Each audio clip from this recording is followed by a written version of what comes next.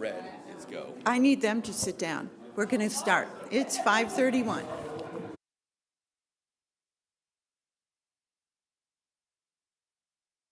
Good evening.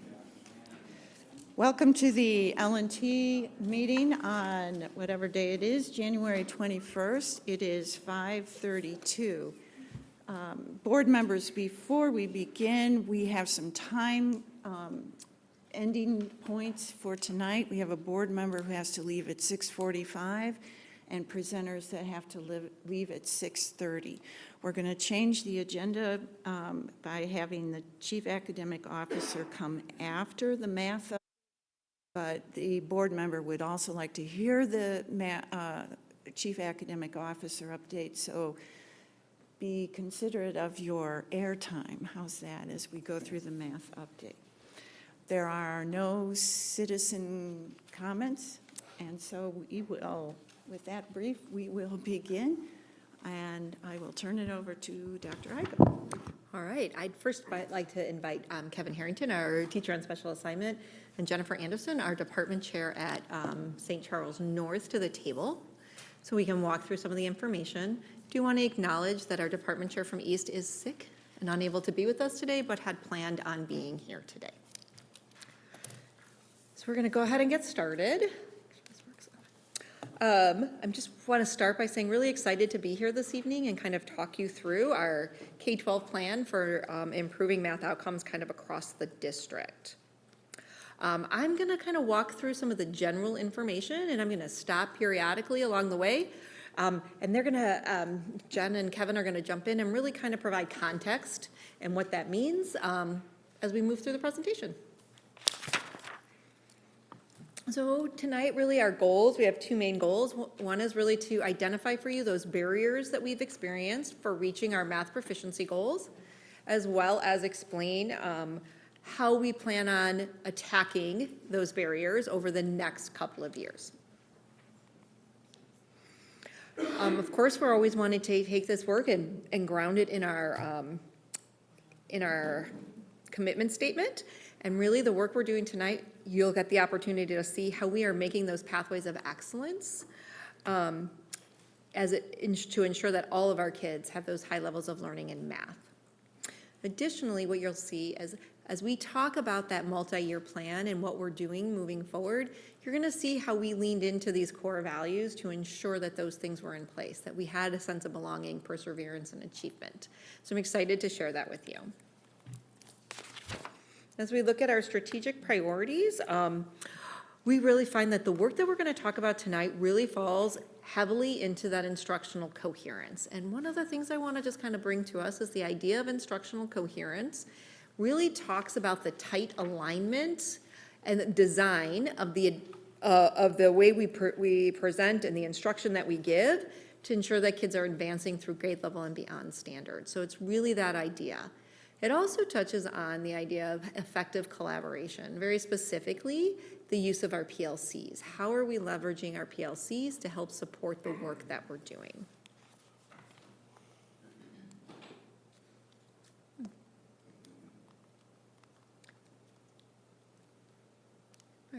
Thank you.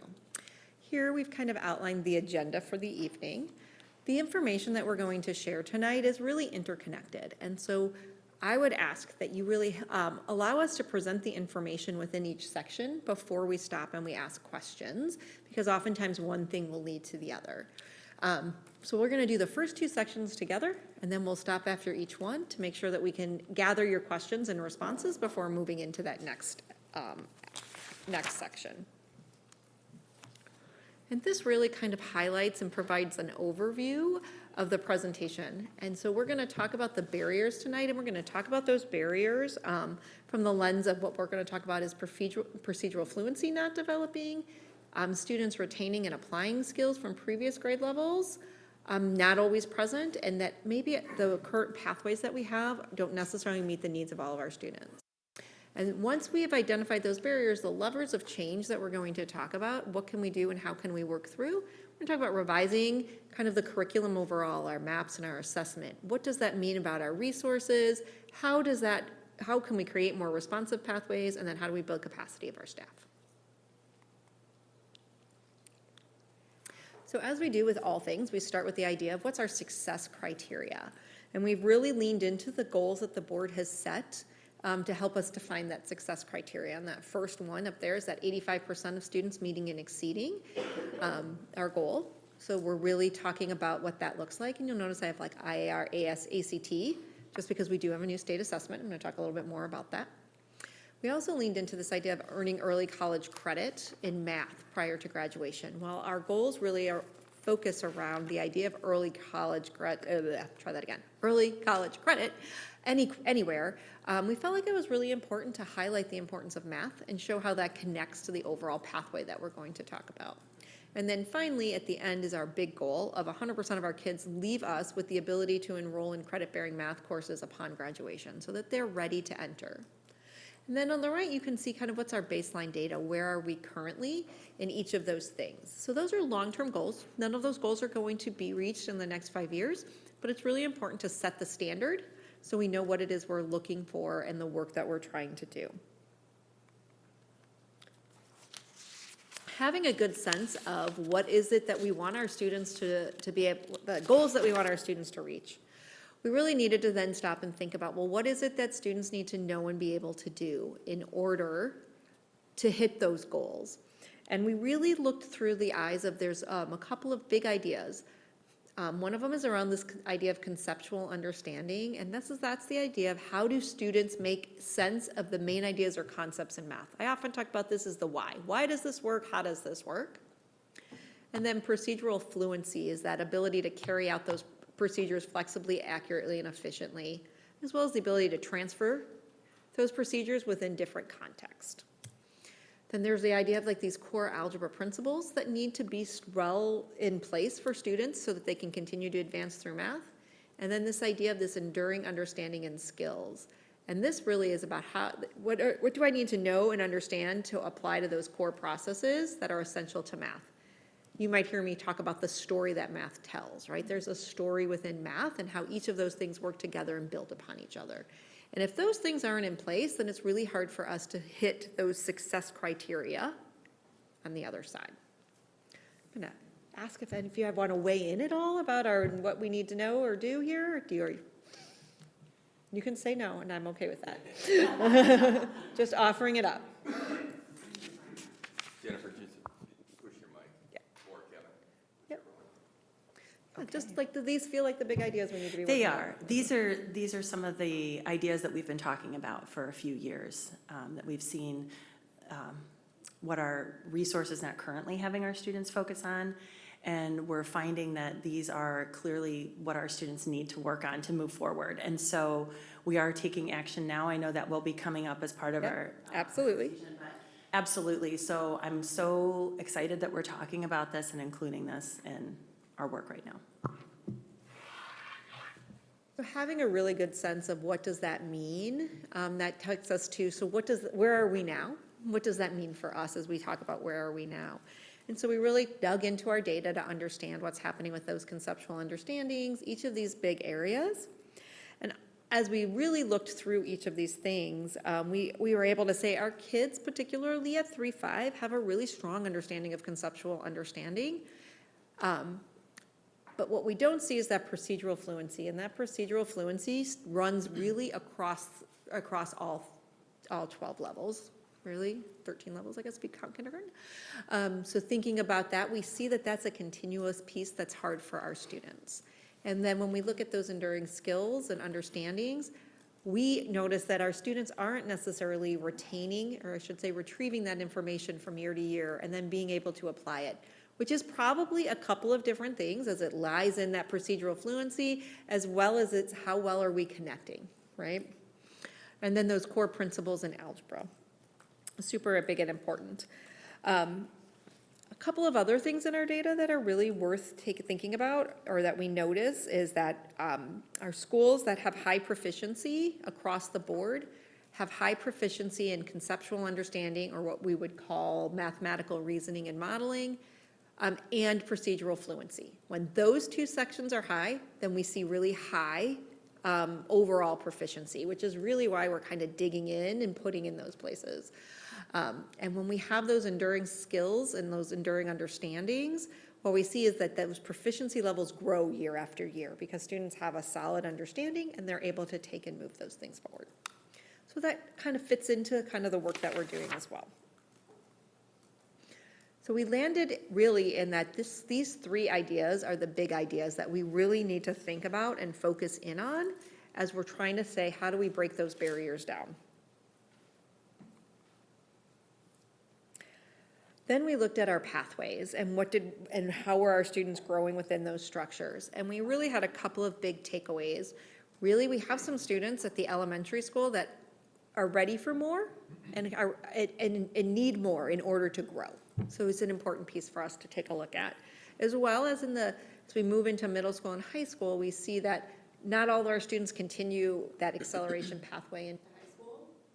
And then at the high school, we see lower than expected enrollment in our Calculus 3, which would be those students if they were to follow that pathway all the way through, starting in like that double accelerated pathway in elementary school. And then we also don't have that acceleration pathway that begins in high school. So if students don't accelerate in elementary or middle school, there isn't an option for them to accelerate in high school, which could somehow be a problem, right? Depending on where students are and what they want to focus in on. With that, we really kind of looked at what are the problems of practice that we need to address? And we really kind of came in on these three. How will we improve procedural fluency within those grade level concepts? How will we ensure that students maintain previous skills learned in those previous grades? And ultimately, how do they apply them to future learning? And then how can we adjust our pathways to be more responsive to our students and their needs?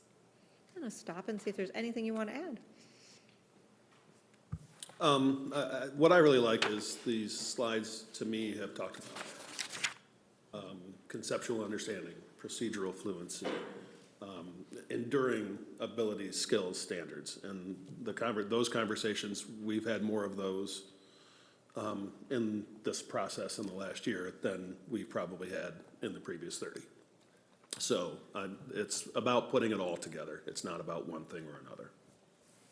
Mr. Harrington, just for the audience and for those who are listening, talk to us a little bit about what does it mean around conceptual understanding?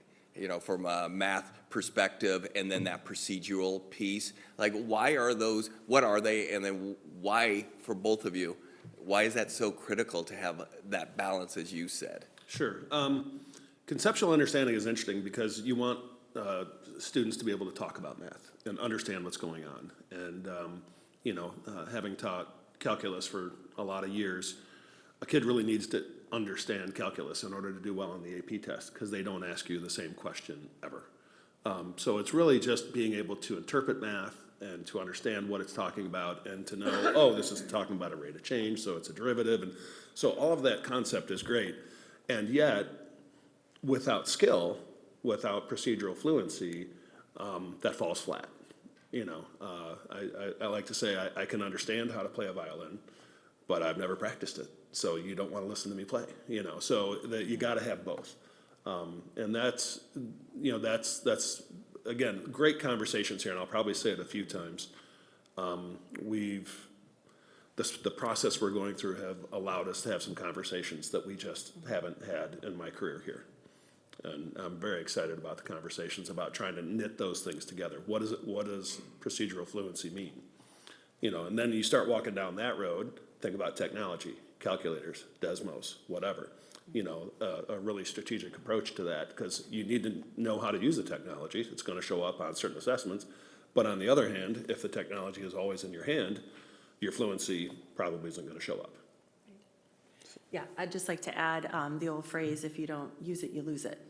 And so we want to make sure that we're revisiting these skills for the students to be able to do with and without a calculator because an AP test does use both. The other important part of this is when we're missing the piece of procedural fluency, if we only have conceptual understanding, all of a sudden when a student is approaching a new concept in math, the cognitive load is so much larger now because they're worrying about how to work with the numbers in general than just to learn about the new concept that they're supposed to be learning about. So it all plays into itself, it all ties together, and so approaching these problems and everything we do is going to make a big difference. That answer your question? Yeah, thank you, Cole. Yeah.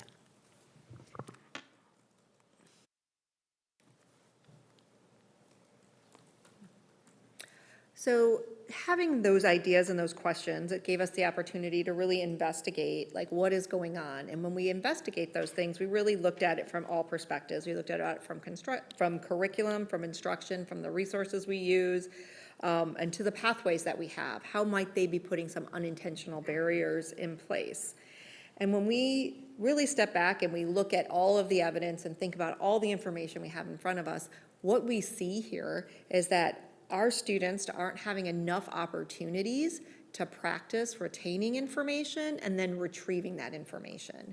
And that retaining and that retainment and that retrieval are at the core, and you see it through all of the things that we do. It's in our curriculum, it's in our resources, it's in our instruction, it's in our, like, all of those things are built in there. So that really helps us to see that we need to put those things in very strategically and intentionally, but it's not any one thing, it's all of those things.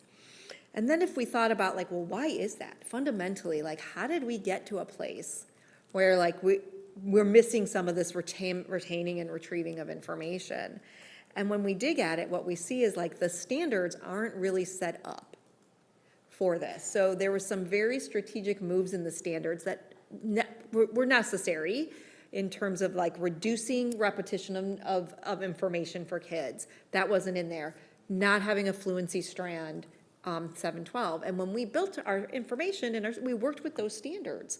And so we also built them kind of in sections and not as a whole unit. And so it's really hard to see how those holes might be there or what might be. And so we now know that we have to think much more strategically about how we use our standards. Our standards have to be there and we need to follow and teach and whatever, but we also need to understand what are the limitations within those standards, and then what do we need to do and put into our curriculum in order to make sure that the kids have all the things that they need to get to the end goal. Yeah, please. Just, I think, to illustrate that, fractions, hugely important in high school. Every class in high school is basically a fraction class, whether it's slopes, whether it's dilations, whether it's trigonometry, whether it's calculus. Well, fraction standards are, grades 3, 4, 5 mostly, with, I think there's one standard in sixth, which is dividing fractions. That's all great. And then, so now the students in 5th, 6th grade can demonstrate those skills. We see it. Now, how do those skills then translate up to high school? Well, we've had a lack of clarity on things like technology use and fluency, so that a student in maybe 6th, 7th, or 8th grade, when they have a fraction of a problem, they might be just as well going to their calculator than not. And then they're not practicing their fractions. So it's that clarity of how we're dealing with fluency and how we're dealing with technology. That's huge, because we do the standards well, and it shows. That if you look at, we can always be better, but our kids do know the standards when they're supposed to know them. But now, how do they endure? And that's I think a realistic idea of how to put together the fluency, the enduring understandings, and then how that leads to the future. And again, those are conversations we're having that are excellent conversations to have. And we need to, and then we need to act on them. But we're at the point where we're all coming to the table and having those conversations. When we think about those responsive pathways, again, we really see, and we're going to talk about the standards and how those standards are playing into making how our pathways aren't working. And so when we look at what the standards are from 1st to 2nd grade, there's really not a high level of rigor or high change. I want to say it's construct and deconstruct to 100 in 1st grade, and it's to 1,000 in 2nd grade, which isn't a very big jump.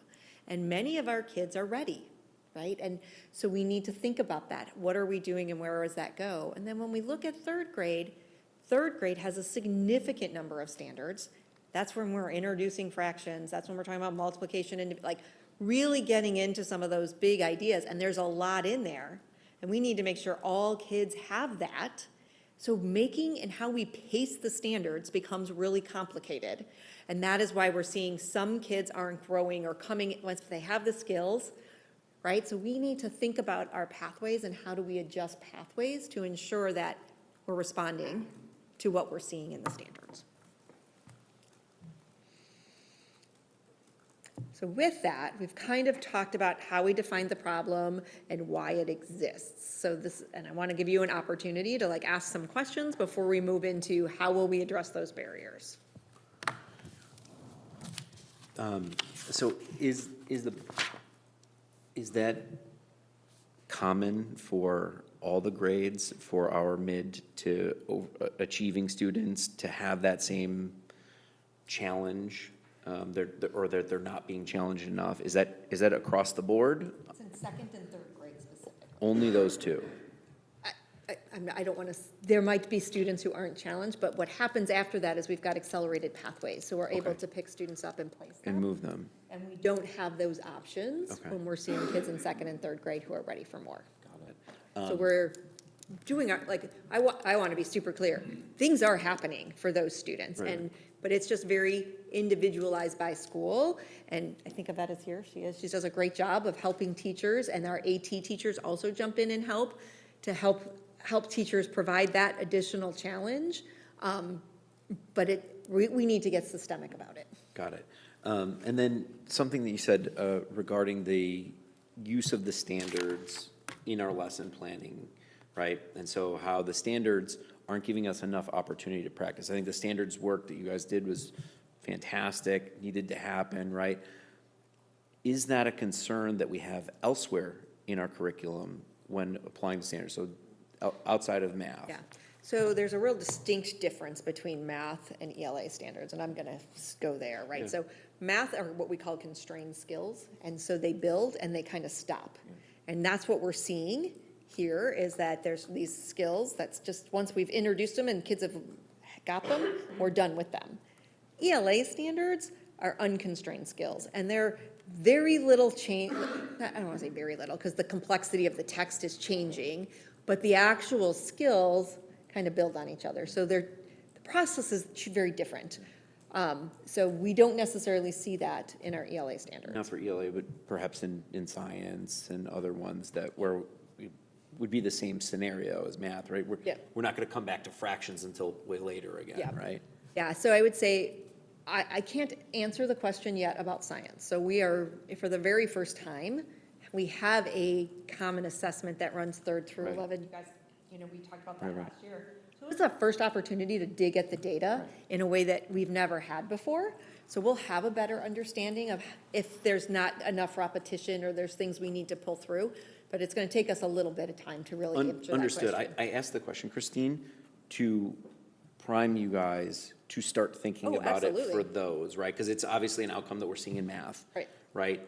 And we do have other subjects that are going to have the same thing, right? So I think let's avoid this as we're building those other ones. Yeah, and it's, part of it is like you got to get in and learn it and see it, and how is this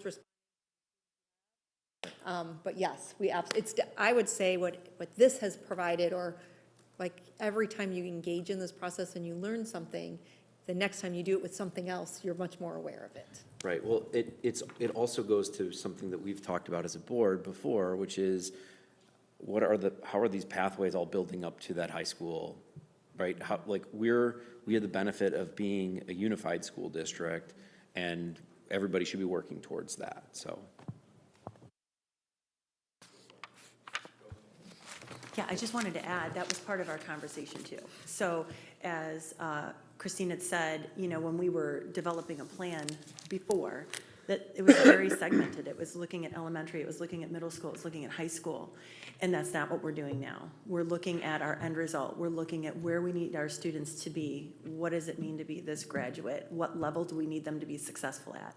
And from there, we're moving backward, and that's how we are building our plan. The last time we did this, that was not the design of it, which also lends to the issue. Yeah, so if I understand, I want to make sure that I'm quoting you guys correct, or interpreting correctly here. Essentially, the conceptual understanding is your basic understanding of the process and how it works, and the fluency is essentially the practice. Go ahead. So yeah, so the conceptual understanding how it works, the fluency piece comes in with how can I solve this problem correctly every time? So that's the skill of understanding the steps to complete the problem. So I guess I'm saying that kind of comes with practice, with practicing, and I kind of liken it to, I'll ask a question in a different subject area, but I'll ask the same question from a different angle in order to make sure that a student understands that, truly understands, is not just regurgitating. So I guess because I might have misunderstood what you said about repetition. So are we saying that we're trying to reduce the repetition of introducing concepts, or because I kind of missed what was said, and so it's a clarifying question really I for jump me. in and then you guys, I want to maybe put that procedural fluency into the world of automaticity, right? What we want Right. is procedures to be automatic, right? Right. And I think when I had talked about the repetition in the standards, I was saying that isn't there. So we have to make sure we build it into our curriculum. And that was what I was hoping you would say, because it sounded like you said the opposite. And Yeah. I just wanted to clarify Yeah. that it seemed like you were butting heads with one another. Kind of on that note, I know that having the conceptual understanding, each one of these things does build on it. You in order to know how to multiply and divide, you first have to know how to add and subtract and understand what those things are. So it's that kind of that repetition to get that procedural fluency, to move on to the next, so that we aren't coming back 6 months from now to say, yeah, you didn't know how to multiply and divide, no wonder you can't balance an algebraic equation. So it was more of a clarifying, because it just seemed like things that were said didn't add up, but I knew I had misunderstood, so I just wanted to clarify and make sure I was understanding and not moving forward. The only other question I had was, how do these success criteria, how do they compare to our aspirational districts, those districts we're kind of looking at to be like and aspire to? Yeah, we really kind of set them, and they certainly can jump in, but we set them really thinking from the lens of 85% is kind of the standard that we put in place, because that tells us that our core curriculum is working, right? We can support 15% of kids if they need additional help. Right, along the way. When we have more than that, we start to topple the system. So that's where that 85% came from. And again, we got to build the solid core. Right, and once we have that, we can then start to talk about where do we go and where are we moving from here. Okay, thank you. I think if I go through a couple of things that you mentioned, things like practice, we've had a few weeks of good meetings where talking about homework practices come through.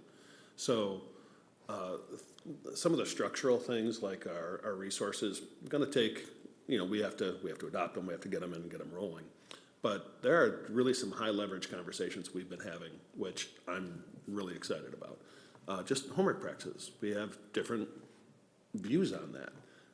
And the views might be different in different subject areas or whatever, but, in mathematics, it seems pretty clear that to attain a skill and to become automatic at it, the retention and retrieval, kids need to practice. And that involves homework and having things in place to encourage that. And, that doesn't mean going over to 1976, do 1 through 52, the odds or whatever.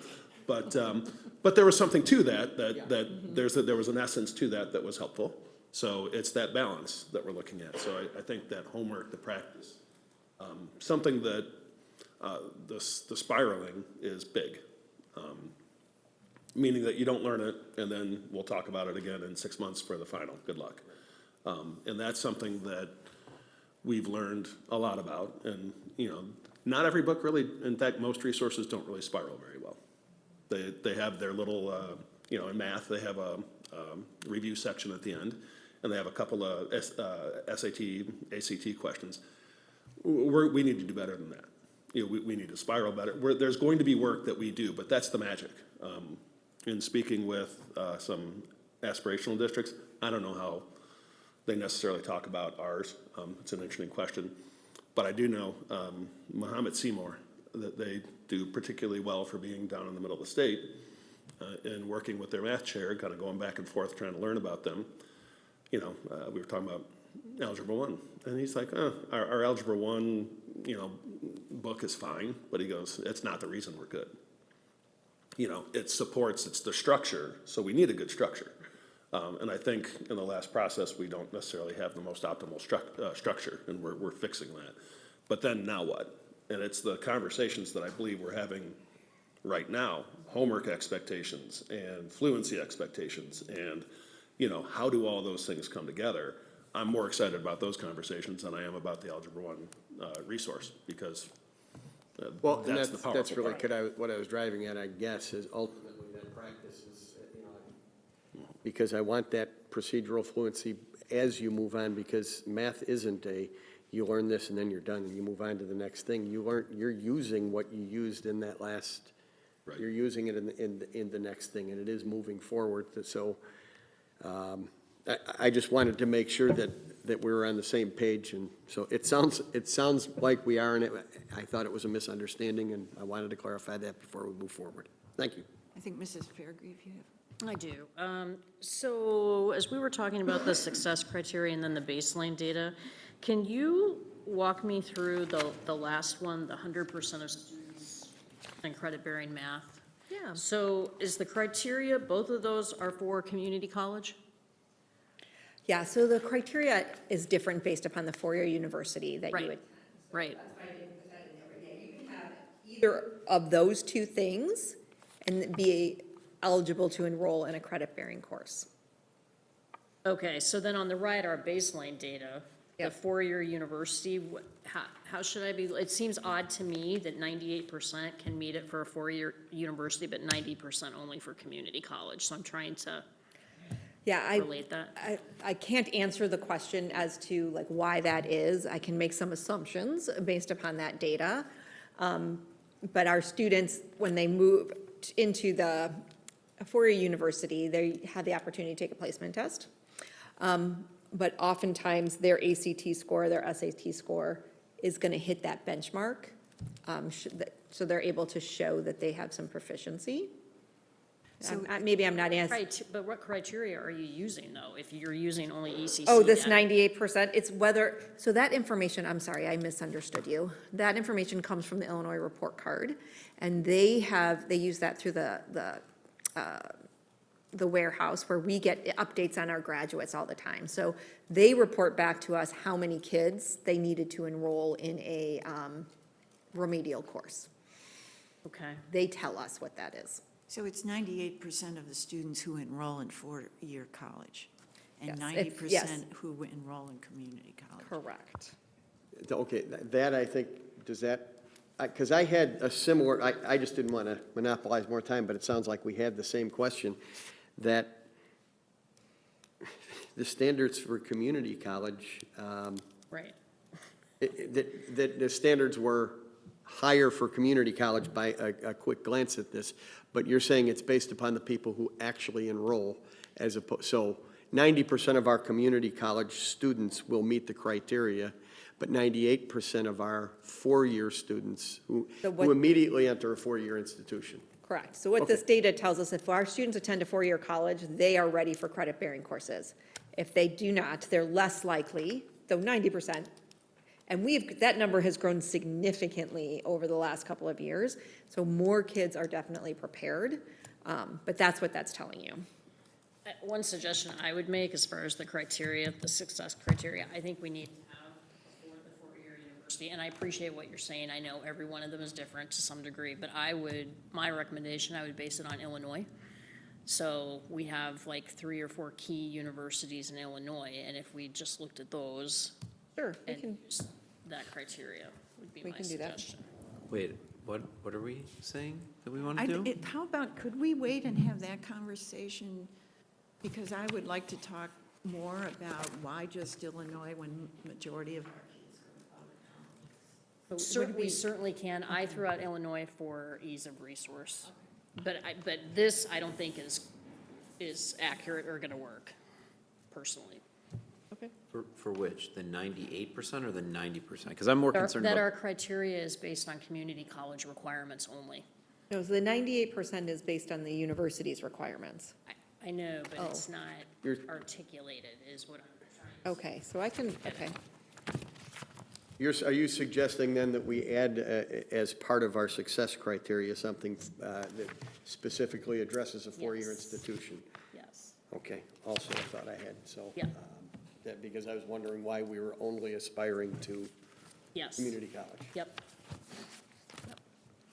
One other piece of context that, I mean, I'm many, many years removed from my admissions days at the university level, but my understanding years ago was that at the community college level, oftentimes those proficiency examinations are required for enrollment, and so we may see students being placed in non-credit-bearing classes at a community college because the proficiency test is required, whereas to the point you were making, oftentimes in the four-year university, they're going to take a look at the credits that at the high school level, in addition to any of the proficiency examinations that they've taken, and would be placed accordingly. So I don't know if that's necessarily where this percentage is, or why it differs, but I do recall that many moons ago.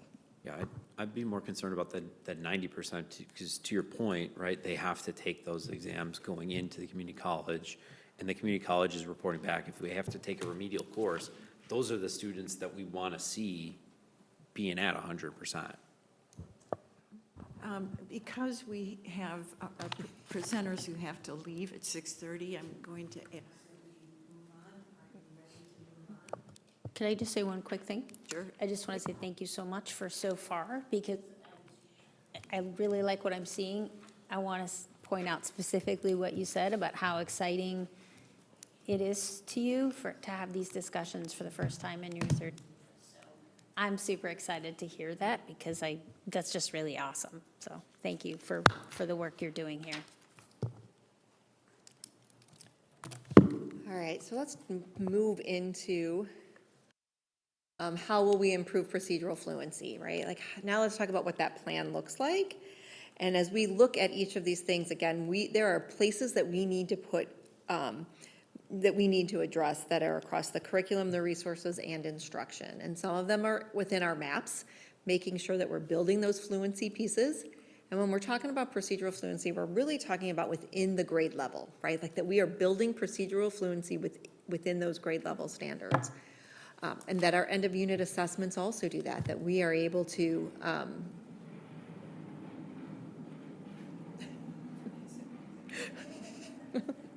that we are consistently, again, the idea of spiraling, but the spiral here is a little bit different. We are spiraling through the grade level so that kids are constantly coming back to and seeing. So the goal is here that we've reached that automaticity, right? That we need to make sure that our resources also have an emphasis as it relates to connecting both procedural and procedural fluency.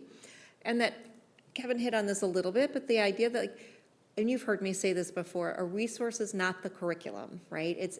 There's not a singular resource out there that is perfect. It doesn't exist. Our job is to get the very best resource that we can that provides that structure, and then identify what do we need to supplement. There are going to be things we need to supplement no matter what, and being really clear about what they are and what it looks like, right? What we don't want is that supplementation to be left to individual teachers, but that we have to figure out what that is and helped identify and put something in place to support that. And then the idea about building capacity, right? Like this idea that we need to, really this idea around brain research about retaining and retrieving information, and that we really need to be aligning our instruction and designing our instruction based upon that research. And right, how we retain and how we retrieve require two different things. And so we need to be very strategic and intentional about what are we doing and how are we putting those things in place. We need to embed that professional learning, and they also talked a little bit about here, this idea that we need to have clarity on when and how to use homework. And so you've heard me say that before, and not just here in this, not just in math, but we really need to know and understand, and we need to align that with what we know and understand about what kids need to be doing in order to retain and retrieve information later. When we think about those enduring understanding and those skills, now we're talking about like vertical alignment, right? So we're talking about what does it look like across the grade levels from first grade to second grade to third grade. And again, it's really updating that scope and sequence to make sure that we're spiraling those things in. We've identified what those big things are and we've spiraled them in, that we update our assessments to make sure that they not only cover the things we've taught within a school year, but also things we've taught previously. I'm gonna say fractions, right? Like that continues to come up again and again. That our resources also do those things, right? Not many of them do, so that puts more, that's on us, that we're thinking about, is it in there? And if it's not in there, what are we gonna do about it, right? It's not okay for us to know, like, we have to continue to put those things in place. And again, really in that building capacity, really thinking about how do we connect concepts from one grade level to the next. Oftentimes, we can get really siloed in, I teach third grade, I teach seventh grade, I teach algebra, and I'm working on these skills, but do I understand as a teacher what happens or what this skill means when they move to the next grade or they move into the next course level, and can they connect those things? Because that changes the way you think about things, right? Like if I know if we don't get this piece here, this fraction piece, every course in high school is gonna be really difficult for kids. I'm gonna hit and play here. I'm gonna design my lessons differently than if I don't understand what that plays out, how that plays out down the road. And again, making sure that we're using that brain research to organize how we put things in place. And then when we think about those current pathways, what do we need to do and how do we need to respond? And I want to start by putting up front this idea that we need to investigate the impact of acceleration on student learning and pathways. And we've started some of those conversations, and we started to really understand that data, but we have a long way to go. And that might then help us make different decisions or changes kind of along the way. And I think what's really important for us as we think about this process is like, we're building a blueprint. And when you think about a blueprint, you always come back, like you can come in and make changes. And as we gain new information and new understandings, we should come back to this, say like, this isn't like this, now with this information, we need to do this and we need to change that. And that it's a living, breathing process. And it's not like, well, but that's not up for 5 years, right? Like that we're constantly thinking about that look. So that's a piece of the work that we're doing. Building some of those pathways in second and third grade, and then thinking about how can we accelerate those opportunities for kids in high school. And this kind of just gives you that big picture view of those future pathways. So these are not in place yet. We are working towards this. But that top line is just kind of the standard or the college career prep. And if we have a student that walks through the process all the way through grade 12, they have the opportunity to earn early college credit with either AP Pre-Calculus or AP Stats. And for those students that do that elementary acceleration, they have the opportunity to participate in Calc 3 through U of I, AP Stats, right? They get AP Calculus underneath their belts. If they move into the middle school and they accelerate in middle school, they land in a place of AP Calc, AP Stats. And then that high school acceleration, again, puts kids at where we would with that AP Calc and AP Stats. So it really just kind of helps us see like what is it that we're going, and Jen talked really importantly about knowing what that end goal is, and then these are the skills kids need to participate in AP Calc and AP Stats, AP Pre-Calc, right? So what does that mean as we build all the things, you know, we start with where we want to be and build down. Jen? No, also just to add, I just lost my thought. I could tell you had something in your brain. We're working backward. It'll come back to me. Okay. But it was about working backward to get to, also looking forward, it's back. You know, as we're looking for a high school acceleration for students there, we have to also be looking at the new component of our state test. So before we had some discussions about algebra, geometry, just kind of kicking around some ideas of where that could work, and our conversations will need to take a turn because we have a different state assessment, which has a different emphasis in geometry. So all of this does come into play, bringing it back to It all is interconnected, and it's really important that we are thinking about what it means from the big picture. Kevin, did you have? Well, I was just, geometry is always a fascinating topic because it is. because it is. Well, it's the highest achieving districts overwhelmingly, that's not published anymore. And that's a challenge and an opportunity. And until we have to handle the Algebra 1 issue now, and then as we wrap that up or make significant progress on that in the next month or two, then that's our next conversation. And before we can figure out how to put an on-ramp up, we need to know what that on-ramp is, so we need to understand what our goals are in geometry better. We need to understand the ACT and the state testing better before we just invent it. I was all ready to go, well, algebra with geometry, 203 does it, right, and just move on, but things are different, the way we're assessed is different. Our student backgrounds are different, so, and again, we're not super clear yet on what algebra and geometry are gonna look like. And once we get more clarity on that, I think the paths will become more evident.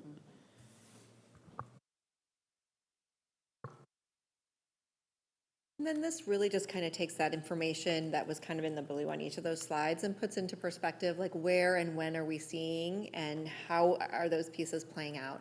Kind of highlighted like in the yellow, like we're planning and we're working towards, but when does implementation begin? So you can start to see when and where and how does that hit kids, so that we make sure that we're giving that information and processing along the way. And you'll notice that investigate the acceleration. I've got planning and then I've got implement any necessary changes, and it's not quite as green because that's an opportunity as we continue to understand. We may or may not have changes that need to be made, and we'll be back to have those conversations, but just knowing that I anticipate that what we learn will make us do something different. But I wanted to kind of highlight that, again, the data and that's going to drive the conversation. It's not something that's predetermined. And then kind of responding to our current students, it's really important that that's a great plan we have, and it covers multiple years, but what are we doing and how are we responding today to our kids to help make things better? I'm actually going to turn it over to the experts to kind of talk through some of that. Well, there's a lot that we're doing at the high school to respond to our students. From infusing, our practices, our spiraling, the fluency pieces into our classes every day, with our quick checks and all the other formatives that we're gathering to check on our students and how they're doing right now. How did they do on the unit that we just completed, and how did they do on the unit that we first did at the beginning of the school year? Because again, what we're looking for is them maintaining their success, maintaining those skills and their knowledge on what they're doing so they can move forward without that heavy cognitive load of, oh gosh, now I've got to remember this again, to be able to move forward in their learning. So that's currently happening every day. Now, the latest thing that we've done is with the Horizon data at North in December department meeting, we had our PLCs come together and they looked at the Horizon data to give feedback for how our students are doing on that measuring piece. So our PLCs found trends. They looked for trends, found trends, and made decisions about, okay, now that we see these trends, how are we going to address this in the classroom right away? What are we going to work and talk about with the students? How are we going to build it in? Are we reteaching? Are we doing warm-ups? Are we bringing it back again into the homework again and spiraling it through to making sure that we're really thorough? And so that's the process that we're in right now. Some of our PLCs are doing the third component where they're moving into, okay, now that we feel like we've got a good handle on that information from Horizon, now going all the way through to ACT April, can we call it that? And then even beyond, how are we preparing our students to bring back all the other concepts, not only from the courses that we're in, but from Algebra 1. So if we're in an Algebra 2 class and we're noticing our students are struggling with graphing lines or solving systems or whatever that might be, that also too is a part of a focus in our class, and how we can connect the concepts that they're doing there with those concepts previously. So that's just one example of using the Horizon data that we've implemented just recently. And I would add in, we've just begun, we're about a week into the, and in the first couple of days, the teachers certainly responded all like, wow, this is different. And the students were, wow, that's wow. And it's been really interesting. The high school teacher, if you want to go in the weeds a little bit, exponent rules with integers are middle school topics, standards. So high school standards would be rationals. So having half powers, fractional powers, and then bringing that to roots, cube roots, square roots, whatever. We traditionally have had to work with the exponent rules of integers in high school. So we did a quick boot camp when we got back in January, our little Christmas present to the students. And so they get into the book, and the book is like here and now, you know, it's fractions, it's radicals, and again, I got a lot of emails going, wow. Interestingly, our high school PLCs were like, okay, it's okay, we're gonna need to, you know, we need to adjust a couple of days to, you know, give the students a chance to spiral back and such. I loved what the middle school PLCs and teachers were saying. They're like, yeah, it kind of slapped the kids in the face a little bit, but they're asking questions and they're doing their homework and they're digging in. And the middle schools were like, well, we're staying on track, we're gonna get after it. So that field test and having those kind of conversations is really feeding, you know, and then, you know, we start doing things, we start talking about the pathways. We saw the pathways, and then, you know, if you start looking at where the students project on the pathways, it naturally asks the questions, well, what about the students that don't stay on those pathways? And those, then you start having those conversations about homework and fluency and whatever. So it's really, this is what I'm excited about, is what we're doing now, not only leading in the future, but really leverageable. You know, if I always have concerns about students, the projections of students as they go through, and do they stay on the pathways that I would anticipate them to stay in? You know, as a Calc 3 teacher, I want to see where those kids are coming from, and but really a lot of it will come right down to Algebra 1.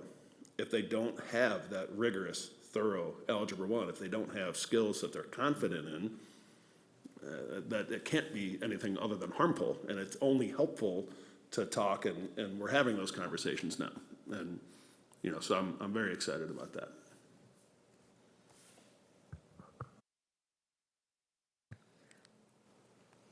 Oops. Any questions on kind of the things we've put in place and how we're going to address those barriers? Not a question per se, but just wanting to say that I am familiar with some students that have either transferred in or happen to get notice that they're more advanced, especially at the elementary level, and they've been, well, I wouldn't know that accommodated is the right way, but challenged really effectively.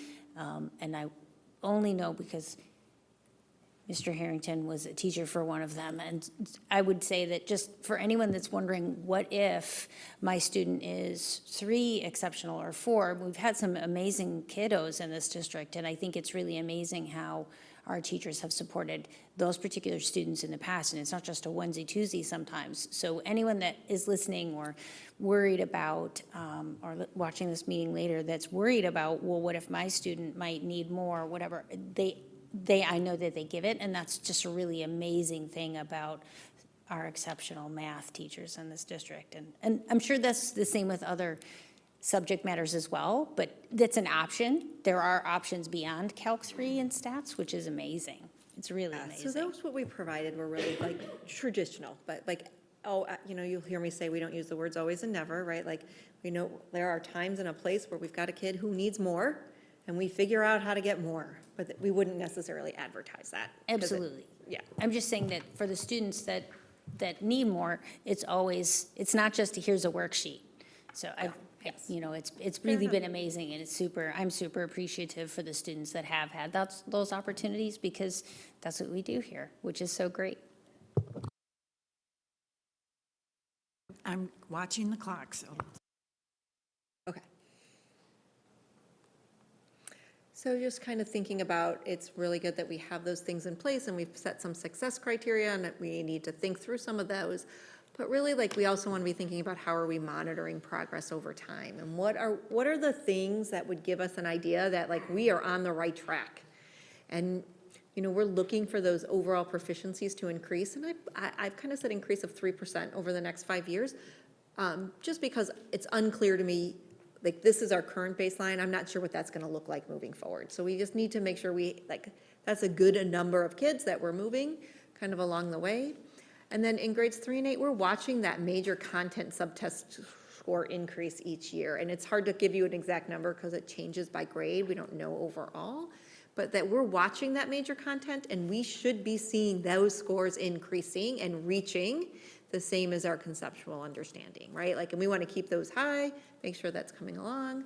And then we're also looking about those elementary and intermediate algebra subtest scores that we are seeing in our ACT and in our Horizon data.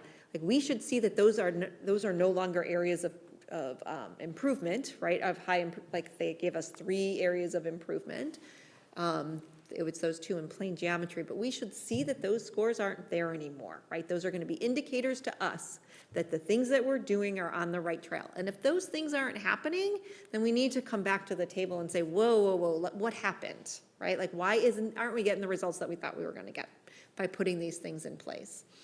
And then as we think about having more students earn that early college credit, it's really about, making sure we're seeing an increase in students in those accelerated pathways.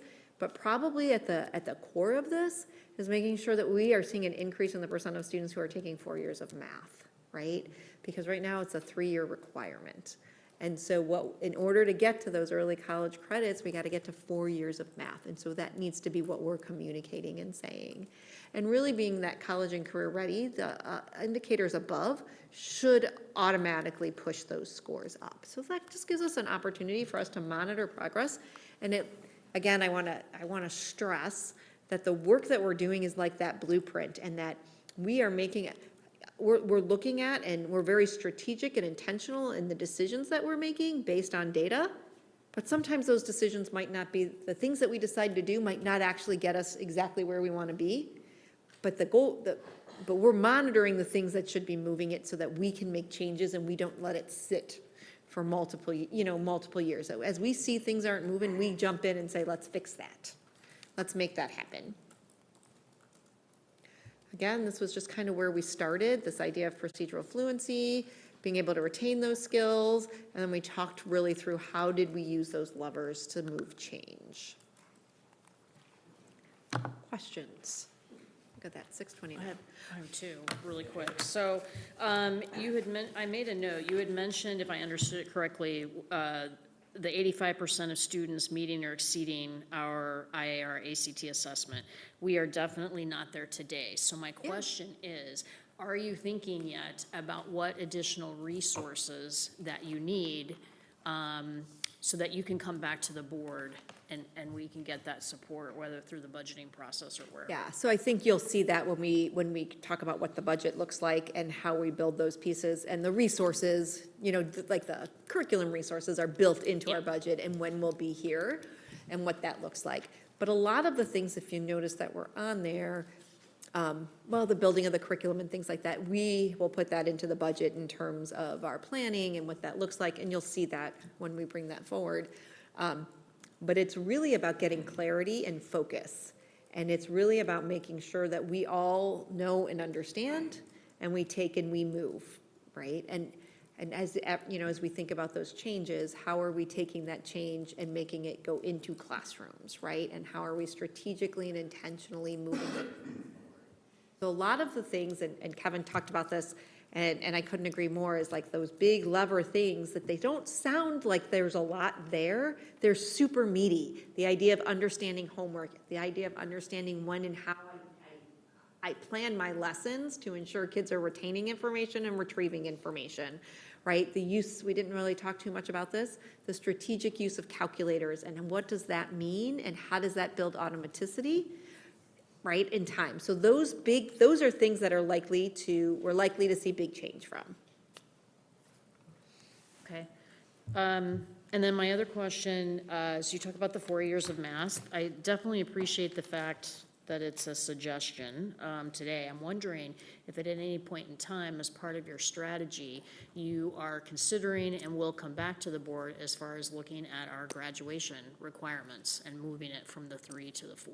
Yeah, that's definitely a conversation we would engage in terms of what does this mean? And we've kind of like tiptoed into that, but not necessarily come back and close that loop with, okay, if this is what we want for kids, what does that mean about our graduation requirements? So I think you can anticipate a follow-up on that. Okay, thank you. And I'm not going to ask you to answer this now, but I do want to hear more about the strategic use of calculators, because that has always been my concern, is over-reliance on technology. I want the thinking to occur between their ears and not at their fingertips. So, Well, yeah, and so I'm gonna, do you want me to talk about that now, or you want me to no, run back? because I looked at the clock and it is 6:30. I will, but maybe Mr. Harrington and I can have a conversation, because I know he'd love to talk about it. I'd love to talk about that. Thank you. Just quick question, for the when and how to use homework that we're gonna be assessing, that's an area of feedback that I know I've gotten from the community quite a bit, about the inconsistent use of homework, even within our own schools, right, like in the same subject. And so I have to imagine it's the same across all of our buildings. That is something that I'd love to see, certainly some feedback from you guys on, and then perhaps some recommendations for it, because I know this is an area where the community parents especially would love a little bit of clarity of like, hey, what am I expecting for this subject? What am I expecting my kid to come home with? Because I'll tell you, one of my kids comes home, he's like, I don't have any homework, and then I'll check with the teacher, and he could be doing X, Y, and Z, right? So, but that's one thing that, again, that repetition, that practice is so important for retaining. I would love to see us come back with a position on that that can be, out at every building. We are working on that. That is on its way.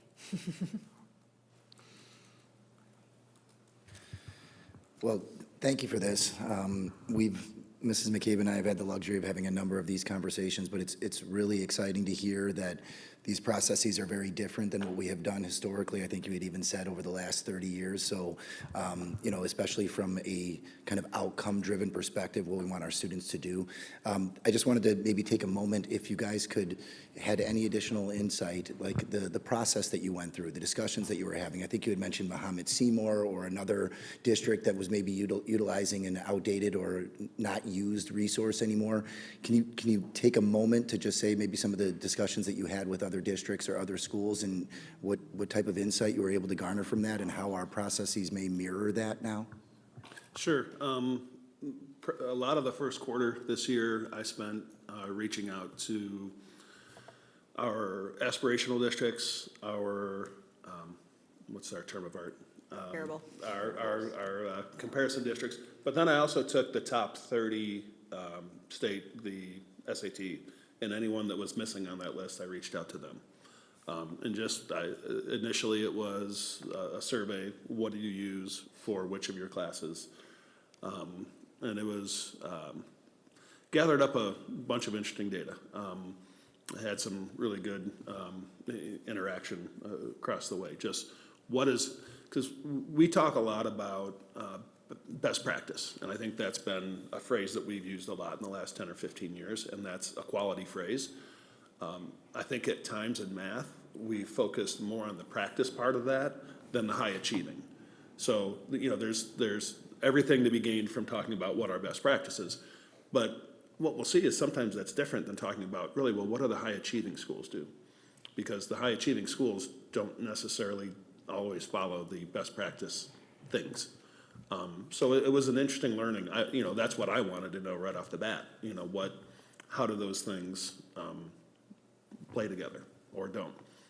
So that's where things like honors geometry, that's, we love to talk about it. It's absolutely true that I think it's 11 out of the top 14 schools use geometry for enjoyment and challenge. And, that you can't ignore that, so it's having those conversations and reaching out. There were a few schools, Muhammad Seymour, and then there was one, Dunlop, which is out of Peoria, two pretty high scoring schools, and there might be reasons there are, but those schools, I think it's Muhammad Seymour has, if you start to look at things like free and reduced, if you look at things like that, they actually have some numbers that are, you can't just look at them and say, well, we can't score this way because of this or this or this. So it's been a really good experience, but a lot of it is, one of my favorite phrases, and I probably shouldn't say this, but if you think about resources. It's kind of a hygiene issue. If they stink, you know it. But that just be, the lack of stinking doesn't mean that's the answer, you know, so it has to be a great structure that you can build off of to set your expectations and such. So, you know, we've had a hygiene issue in the last couple of years, and we are fixing that. But, you know, really the magic is gonna be, now what? You know, now what are our expectations about homework? And just even between field tests and talking about high achieving, that's where and the conversations and trust have to happen first. You know, I've been real lucky, even though I'm a TOSA, I don't know if I'm a high school TOSA, whatever, but, you know, with the Algebra 1 being in the middle schools, I was, you know, working on some stuff in the middle schools, just those conversations to, you know, what are you seeing? How's that working? And now it's becoming more us. And, you know, those relationships, I think, you know, to me, it's a relationship issue and a trust issue. And I can't tell, I don't know if you knew this, but there was not a lot of trust coming out of the math people in the last few years as far as the whole program. And that's being rebuilt through the process. And that's super important. So that allows conversations like homework, like how do we really handle homework? Because you can look at homework as a behavior issue. And if you look at homework as a behavior issue, then it's removed kind of academically. And yet it's an academic issue as well. You know, so that idea of we're having those conversations. How do you respect the need to practice? You know, and if you look at technology, you're right, thinking at the end of the fingertips. I like that. I'm going to steal that.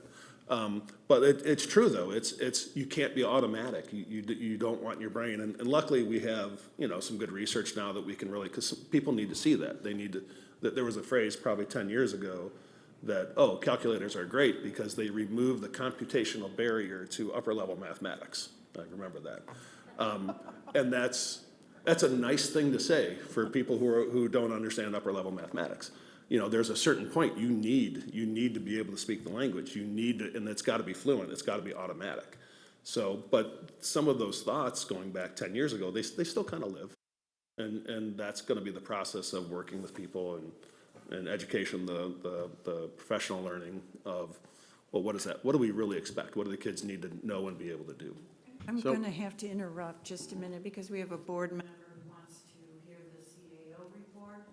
And I know somebody has to leave, and we are going to run out of time, so I'm sorry. There's track practice at East at 7, so I'm close. The board member has to get another meeting at 7. So board members, thank you. I know we could talk about this. Thank you so much. This was really Outstanding. work and outstanding. Outstanding. We are cheering for you because this is what this board really needs.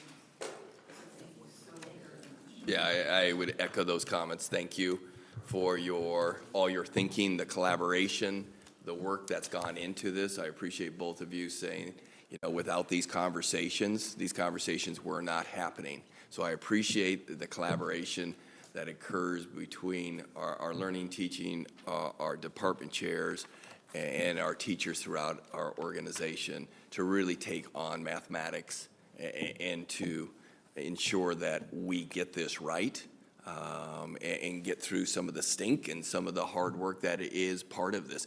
But the hard work are the conversations. It's making sure our district becomes a system through our structures and that we could collectively do that. So I'm so pleased with this conversation tonight, and I appreciate the board's advocacy for these types of conversations. Since the discussion did, I think, get cut short, would it be possible to add this to the next committee? Absolutely, and I think we should talk a little more about success indicators, and maybe even calculators. other people can Good luck with join. track. Thank you so much. Also, board, you should know Mr. Lackner is virtually with us, so don't be surprised if he comes in. Okay. Well, as the teachers are leaving the room, thank you for your participation tonight. I appreciated the conversation so far. All right, so we will now jump over to the chief academic update. And I'll take lead on it, having the conversation. We'll kick off with the world language conversation from our rising sixth graders and where we stand with that. Dr. Eigel will walk through the technicalities. But as the superintendent, at the end of the day, all responsibility falls to me to ensure that we're doing the right work all the time. One of the areas that we did not do a great job with is this transitional piece around where are we going with world language. The technical side of the work, the why of the work, was critically important. It was important that we understood the Illinois State Code, D303's own policy that really allows only for 7th and 8th grade students to earn high school credit, not 6th graders, 7th and 8th graders. The reality is, part of my core values are around collaboration, communication, and integrity. We dropped the ball on the collaboration and the communication. We dropped the ball with the board. Part of this should have been at the Learning Teaching Committee months ago to really talk through what does this look like and our why, the why behind new world language requirements that the state has put in, that every student, starting with this upcoming 6th grade class, must have 2 years of high school world languages as part of their graduating requirements. Those pieces, the PACE Act, which is really important within our middle schools to ensure our middle schools have a wide range of options for our middle school students so they can ensure that they're having these unique opportunities. So when they get to upper level of middle school and high school, that they've experienced some different things that allow them to make some choices. So through that process, we didn't do our best work. And as the superintendent of the organization, I'll always own our organization internally. We're working through how are we going to correct that, because that's the most important piece, is every organization makes mistakes. We did, I own it. We're always a very transparent organization of owning it and doing that work. What we talk about is how we're walking through more of an initiative change process checklist to ensure that others within, different layers of our organization see how different decisions impact so many different aspects of what we do in D303. And sometimes, connecting to the curriculum, sometimes we sit in silos and we forget that things do connect all the way out and that we have to have those conversations, those more robust conversations with our entire team. It's about ensuring that we're collaborative with the board. We're ensuring we're collaborative with our educators. I see, why it hurts so much for me personally, because that's what we do in D303. You saw it here tonight. We collaborate. We work together. We do things. We drop the ball. We'll keep getting better at what this looks like and sounds like. The piece that Christine will talk through is what are we moving towards in world language, and how do we support world language overall as our organization, as our district, for our students when our elementary students move into middle school? What are those options for them? And then what does that look like on an advanced level at that 7th and 8th grade that per Illinois school code and board policy will allow students to put those grades on a high school transcript, which is it's a big choice parents have to make. When you're thinking about a 12-year-old 7th grader making that decision that I'm taking Spanish or French and whatever that grade is, if I'm taking that level 1, that will be placed on the 18-year-old self's transcript, which is sometimes more challenging. So really walking those pieces through, but making sure, we've talked a lot about our high school renewal and what does that look like. There's absolutely those pathways. How do we create? We talked tonight about our pathways. World language also has pathways for our students from our middle school through the high school, and those are really important. Even more so now that the state has said these 2 years are critically important. But for some of our students, language is just an important aspect of what they do. They want to be in the highest levels of language, and that's going to be a part of their college, their career, and what they do. So we have to continually looking at those aspects as well. So I'm going to hand it over to Christine, kind of talk about what are we doing? I just want to say something really quick before Okay. I have to leave, and I will watch this. Okay. So I'm really sorry I have to miss this. I want to say from my board seat, it's an unfortunate situation that happened. However, the way it was handled was something I've never seen in education ever in my experience. And I'm not going to point fingers or whatever. I'm saying I don't know of any other superintendent that I'm aware of that has put out some communication like that, really owning it with solid ethics and integrity. And I can't find the right words to express how incredible that was and how much that meant to me personally, and how much I heard from feedback from the community members and staff, how much it meant to them. So I want to publicly thank you, because that was, not only did we need it, we've never had it that I can recall, and I've never seen it before. So unbelievably awesome. And now I have to go, and I'm really sorry. I Thank appreciate you. that. I'd rather Thank you. not have the appreciation. I wish we would not have the air, but Ms. Bell, thank you so much. I appreciate that. I do try to live by that work, and when we mess up, we're gonna own our work. It's just who we are. It's that integrity aspect of, I wish we were perfect. We're not. We're gonna continue getting better. We keep listening, and we keep doing right by kids. But let's hand it over to Dr. Igo, kind of walk through those scenarios. Yeah, I think what I really want to stress is that there is a value and an importance on world language and making sure that our students have that. And we were really able to go in and kind of tweak some of the stuff that we were doing to make sure that those 2 years of credit continue to be available for kids in middle school. That was something that was really important. And we also wanted to acknowledge that it can be scary in 7th grade to partake or enroll in a high school course, and a family might still not feel like that is appropriate.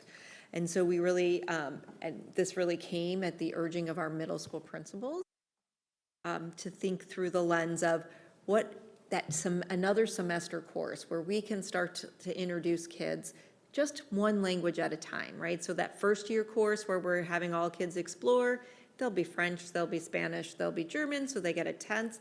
And then in 7th grade, without having to fully commit, they can participate and focus in on Spanish, French. Or they can go ahead and enroll in that level 1 course and begin that process and that work. But I think it was really about thinking very carefully about how can we continue to build, offer kids opportunities, but yet still offer those, for kids who are ready, the opportunity to earn that high school credit in 7th and 8th grade. Christine, just very briefly, for the public that might not have been read in on all of this, right? Can you just briefly talk about what was happening before the law change and the requirement now, just to set the stage a little bit, please? For sure. And then, so we had 2 laws really that kind of came in at the same time. And quite a few years back, ISB, the Illinois State Board of Education, made the decision to make some changes to our graduation requirements. And we've been slowly kind of rolling those in. As those roll in, they fall then within the school code. So the school code clearly calls out, these are the courses. And so any course that's required falls into the lens of you have to offer high school credit. So that's the piece. So while the school code in and of itself didn't change, what changed was what those requirements were. And so as we were rolling up into this particular group of 6th graders is the class of 2031. They are the first class that is required to have 2 years of credit in order to graduate from high school. All the other classes prior to that were not required to have that. And so the way our system was set up was that if the students enrolled and they took the courses at the middle school, They enrolled in a Spanish 3, I'm gonna use, they earned their credits.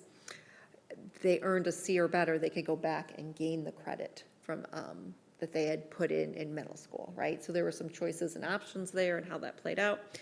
Because these courses are required, the choice is taken off the table, right? These are now required, so because they're required, we must, if we're gonna offer the courses, we must offer credit. And it must go on their transcript, and it must be calculated in their GPA. So we are trying to balance those two things out alongside the requirement that starting in July of '25, so again, this new group of sixth graders, or the class of 2031, is also required to participate in the PACE framework. And that PACE framework's goal is to ensure that our kids are able to make informed decisions about their post-secondary world.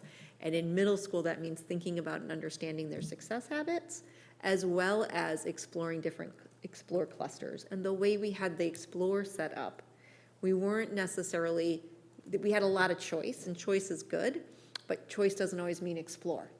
And so we needed to be able to set something up that allowed kids to explore multiple different clusters. So those were the two things we were trying to marry and put together. Got it. And the one thing that also changed, I believe, is we used to allow parents to choose whether or not, Correct. right? What percentage of parents would choose, just for me, what percentage of parents would choose to have it be a part of their high school grade? Do we know? I don't know the answer Okay. to that. I would have to go Okay. and take a look. You know, the Because anecdotally, I've heard it was like incredibly low, the number of parents that would choose. yeah, I can't speak to that, and it's not something you can just go back and look, because it's dependent on whether they enrolled, they earned a C, then they had the option, like, you see what I'm saying? Yes. Yeah, it's not easily flagged. Got it. Yeah. So I was going to jump in on that because my sons both, I'm going to brag again, they both got their seal of biliteracy. One of them is a freshman. But it was because they took, they were able to take these courses in middle school. Certainly, because they were excelling, we would certainly go back and say, well, yeah, add that. Now we're saying that has to, first of all, that has to occur before. Before you enroll. Right. And I guess the question then that I have is scope, sequence, and rigor the same as it would be for that? And that was, because that's a question we've asked on every one of them, right? And that's why I've always been in support of that, that the language at the middle school. And, I'm glad we're doing this in a manner now that's going to be usable and it's going to be helpful as they progress forward. So I like to see more kids get that opportunity that my kids had. So, but that's really to answer your question, I think it was kind of well, why would I do that if my kid got a C? But if my kid got an A, well, of course. Pull it in. Yeah. And that there is, being the parent of the kids who got the A's, I would still say, though, there's an unfairness to that. So, it's probably, in a sense, it's a good thing that we're doing it that way, but there is an unfairness to that. But I know the number was relatively low. Yeah, that's what We've had this discussion in the past. That's what I'd heard, and also I think that I just appreciate the context of this, right? Because that's one of the things that I think, we've had a lot of communication from the community as well as just on this topic itself. So just kind of setting the stage a little bit, because I think that piece of it has been missing. And I think too, and I think I've shared this with you, as we move towards, saying like, we've got to like start requiring this to go on your transcript, we had received a lot of feedback from parents that that's not what they wanted. Yeah. So maybe that is what you were asking me. And yes, we were definitely receiving that feedback, which was part of our thinking behind like, okay, like this is not feeling good for families, right? And so how do we build that in a way that allows them to be honored in their process? But yeah, it was definitely an area of concern. I think Mr. McNally's scenario is the most likely one that we've seen going back, right? Like I remember from when I took language, like, we pulled stuff in that time, so. To tag along with this, and it came up in my mind during the math, is how are we going to explain all this to families? When you're a kindergartner and you're the first kid going through the system, you don't know what's going on all kinds of levels, and then all of a sudden we go into 6th grade, and if I'm the first one in the family, and if I'm not the kiddo isn't the first one, I'm going to base it on my experience that my kiddo had.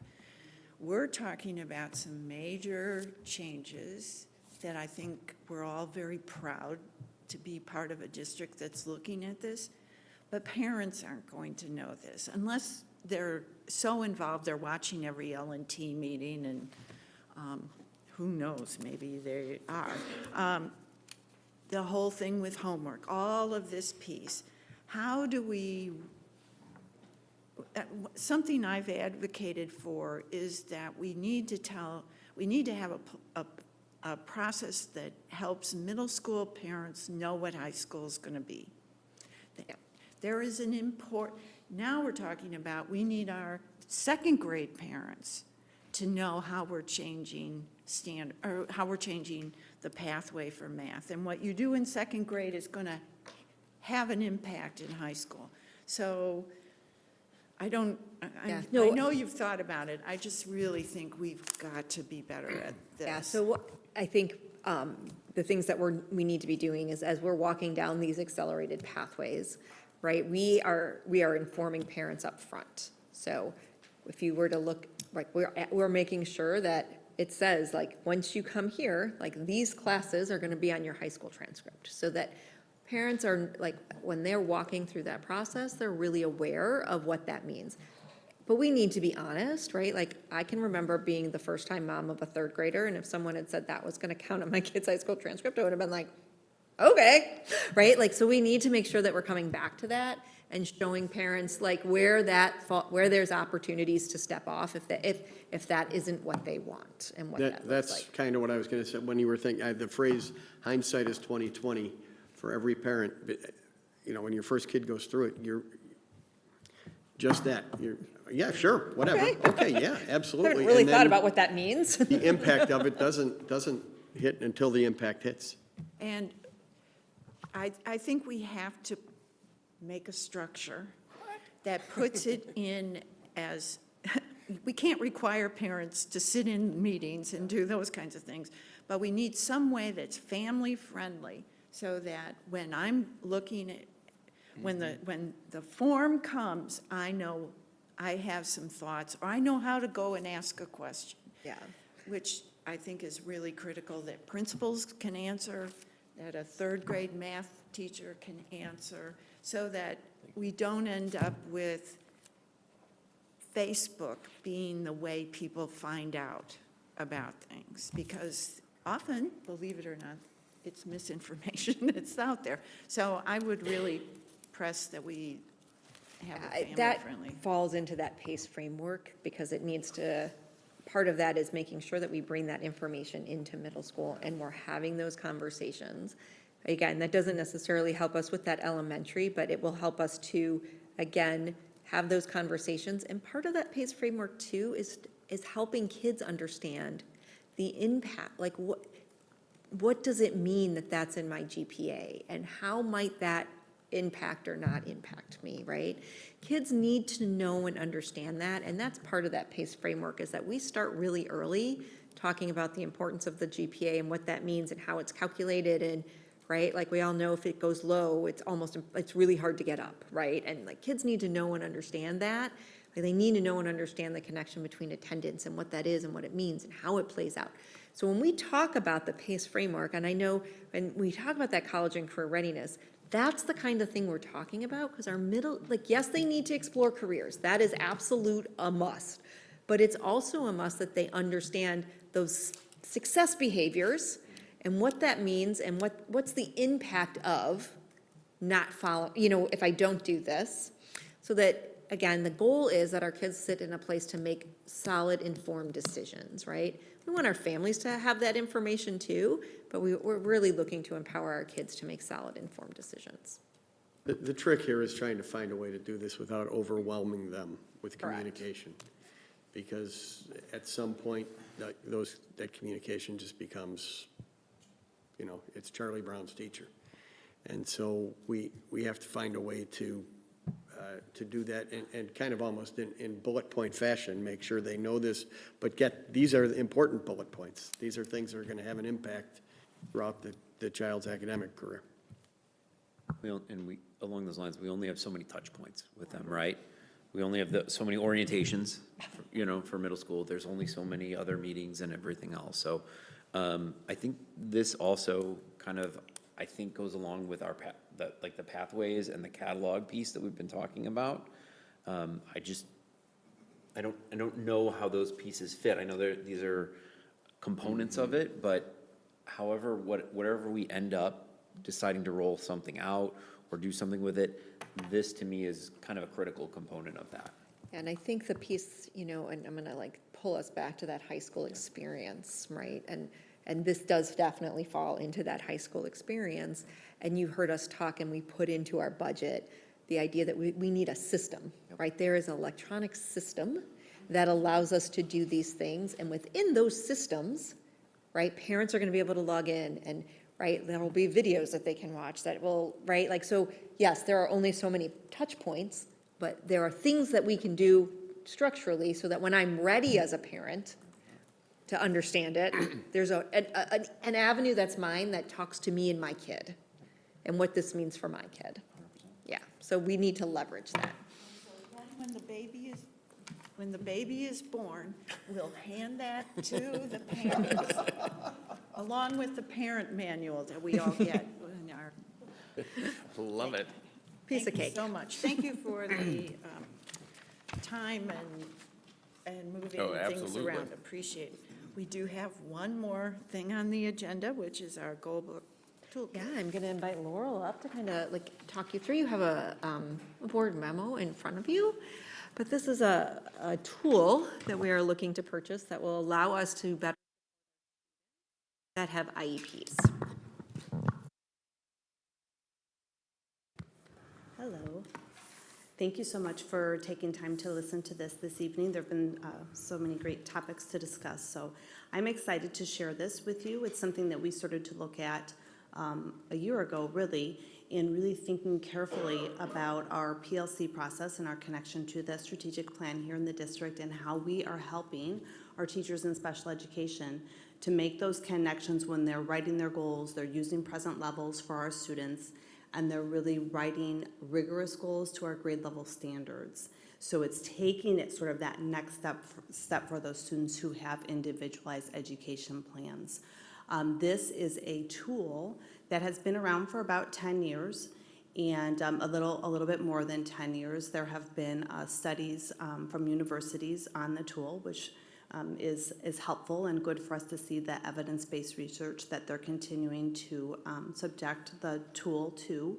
And we have found through our using across all grade levels from pre-K through high school, from our potential users of the tool, that they think this would be a great way to really help grow more effective goal writing and then strategies that can be used in the classroom to continue to have our students access grade level standards, to continue to push the rigor and specially designed instruction for students. Furthermore, it is something that we actually did a little field study this year with a small cohort, just about 20 people, but across different, whether they're teaching math or they're working as a social worker and they're writing goals for social emotional standards, that they could test it out and really give it a try. And our feedback was extremely positive. We have also reached out to other school districts. It's almost all of the states. I think 45 or 46 states using districts within those states, but in Illinois, about 30 different districts. Some of them right here in our area are using this tool, including Geneva. Barrington is using it. Chicago uses it. And in talking with a couple of the districts, we've found that the similar results. Those educators who are finding that this is really a tool that helps them connect. They know how to evaluate in a team and use that, when I said connecting to our strategic plan, that effective collaboration to make sure that they're addressing student needs. They know how to write IEPs. We know how to write goals, but this takes them one step further to really be able to make sure that they're always looking and connecting it back to that grade level standard and thinking about the access points and the rigor to keep our students growing strong. So we'd like to ask you to think about us moving forward, making the purchase for up to, we would actually do an up to or not to exceed $50,000. This would come from our IDEA budget, a portion of which needs to be spent on tools for our students who have IEPs and on the professional development, which is a part of this tool. You don't just buy the license, you buy the ongoing professional development and partnership with the Goalbook Toolkit representatives. And so we would want to use that to start kind of small. We've been talking about this. Start kind of small and really help those cohorts within each building at each level continue to grow. And just really wanting to make sure that we keep getting stronger, and our teachers work really hard for kids who have different needs across the board, and we want to make sure that they can continue to really access and grow just as strong as every student across our district. So I understand this provides an enhancement where it makes a perhaps easier or more solid connection to the standards. Correct. Is that correct? Okay. I've often gotten a lot of feedback around the capacity and just the workload challenges that some of our educators in these particular area that are writing IEPs and so forth have. Will this give any efficiencies to them or increase capacity at all, or what are your thoughts? It's a great question. So we currently use, I do think it will, just to answer in a real tight way, but to give a little more background to that, we currently use Embrace as our workbook to write those goals and to write our IEPs, and I would say we have extremely efficient users with that tool. This is an additional tool, so it could be seen as, well, we're adding something, but in fact, to the point of efficiency, it really does allow us to make sure that we're taking the present levels. They don't have to do something new. It's the present levels that they've already determined and written in Embrace using the tool that we're all very familiar with and have been using, I think, for over 10 years.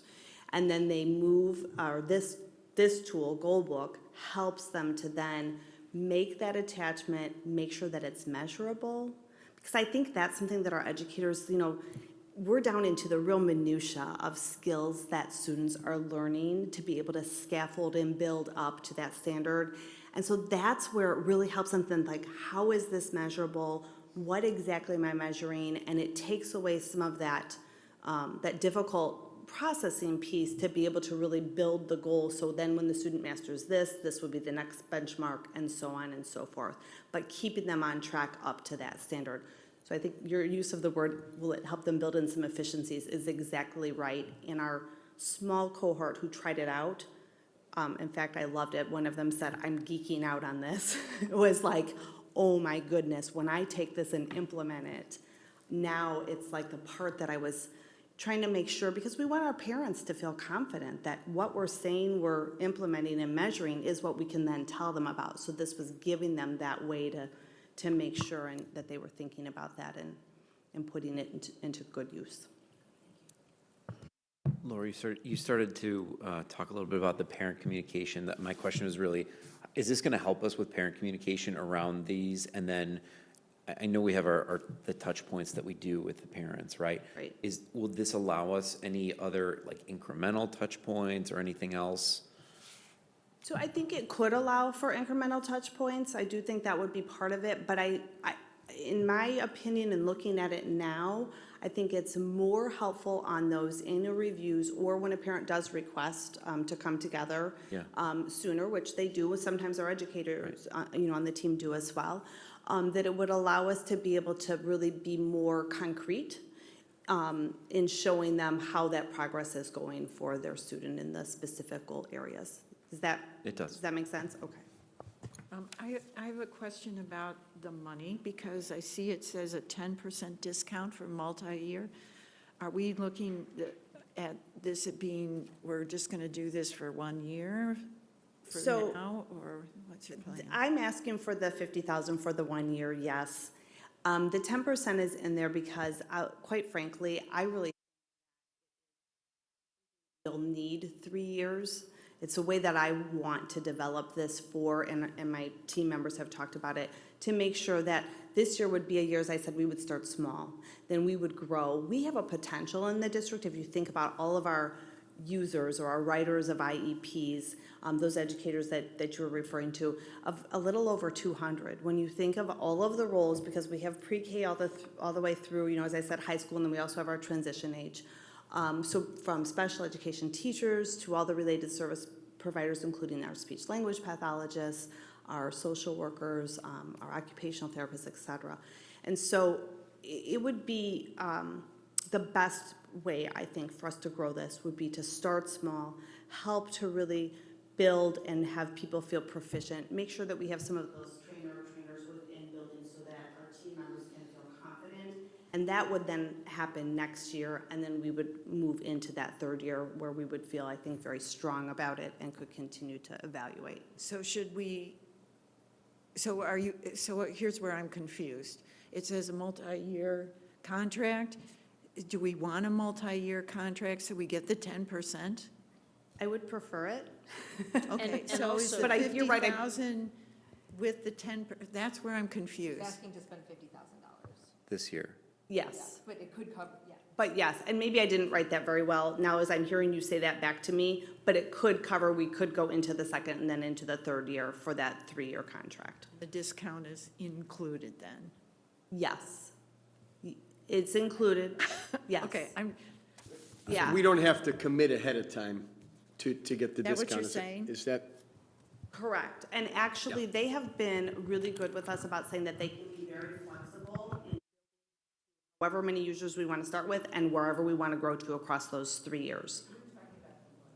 Yes, yes. I would not exceed the 50,000 without coming back to the board. So is that on a per-user basis? Is that how the price is determined? They do determine it on a per-user basis, but once they give us the per-user, then that cost does not change. They would not end up like upcharging or making an additional, you know, expenses out of that. I don't know if I've, are you feeling okay? So about that one, here's what I Richard? think you're asking. I'm just going to clarify.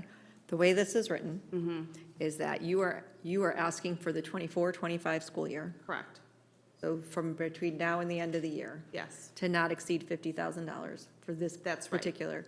So if we are going to come back and continue to use it, we will come back to the board to move that over the next 3 years. Yes, Am I following? that's, you're Okay, that's how I'm following. reading. Okay. Yes, so this is the initial contract? 1-year contract from now until the end of the school year. And then you will come back with We a will come back. multi-year? Okay. And I believe the reasoning behind that is that we did a very small pilot, and we want to expand that. But before we fully commit, we want to make sure we have more than just the small group of people on board, that we have a lot more people who think that this is worthwhile, and they're going to use it. Am I So understanding? you'll come back again, to your Yes. point, this is just for the school year, so you'll come back again, July, August timeframe? yes, and if this would allow us to go up to 100 users, I don't know that we'll go that far because of the very reason that Dr. Igo just explained in this school year, but our people are ready to go. Those who are interested, have expressed the interest, are saying, let's do this, let's use this, let's implement it and get going on it now. And I think really the important piece is the first set around was a very small group of people. We need, while it hit all the levels, it was still a small group. We need to make sure it's going to be worthwhile for multiple people, multiple groups of people. And this is in the budget? Yes, it is 100% in the IDEA budget, already was planned for in the budget that we presented. and this, when you come back in July, there would be another 50,000-ish Perhaps, but we also may not, we may not go all the way up to the 50,000 this year, so I may be saying we're really only looking at 25,000 more or something like that, or not even 25,000 more. We may not exceed the 50,000 And this year. at that point, and at that point, you'd know whether or not you wanted the multi-year. Correct, yes, thank you. Okay. Thank you, I'm sorry that was confusing in there. So last quick question. Did the organization allow us to pilot it with the small group that you were speaking of? Was there an expense associated with that already, or we were just kind of playing with the tool to determine whether or not it would be useful? Yes, they allowed that, and no, there was no expense already. We have not expended any money at this point. Okay, Yeah, thank great, you. that's great for clarification. We thought this was going to be the quick item on the agenda. So this will go into action, right? Into And agenda. consent. Consents. It I can think go so. into Yep. consent at 50,000. Okay, Yeah, it's already in the budget, so so. that's okay. Okay. All right, anything else for us? What's next on our, Yeah, next month we'll be coming back here and we're going to have a conversation about multilingual learners, particularly the dual language. So we'll be bringing back the academic return on investment we talked about in December, kind of the results of that, and some recommendations from that. so stay tuned. Stay tuned. I think Stay we, tuned. just real quickly as well, and I know there were a couple of questions, to make sure that in the next agenda, we revisit some of those success. There was some discussion about the four-year math graduation requirements. I believe Mr. Lentz asked about some feedback regarding consistency of homework too. So if we might be able to briefly revisit that math discussion for those couple of topics. Did you catch that? I did. Okay. I am a little nervous about putting it on in February, just because there's a lot on the agenda, and but if we. Which piece? The math piece. I don't believe the four-year graduation, that would go to a policy, so that would be our next step. But a continued math conversation, I am a little nervous. I'm just throwing it out there. I That just think given that we were the tail end Yeah. of that discussion, we kind of had to rush through a little bit of that. I don't disagree. I just want us to be aware of what that might mean. Right. Even if we just So take it might be few a minutes for it. long L&T meeting. That's what I'm trying to say. As long as everybody can stay, we'll be able to go through, okay? Okay. All right, anything else? Okay, then I will call the L&T meeting adjourned at 7:19. Thank you, everyone.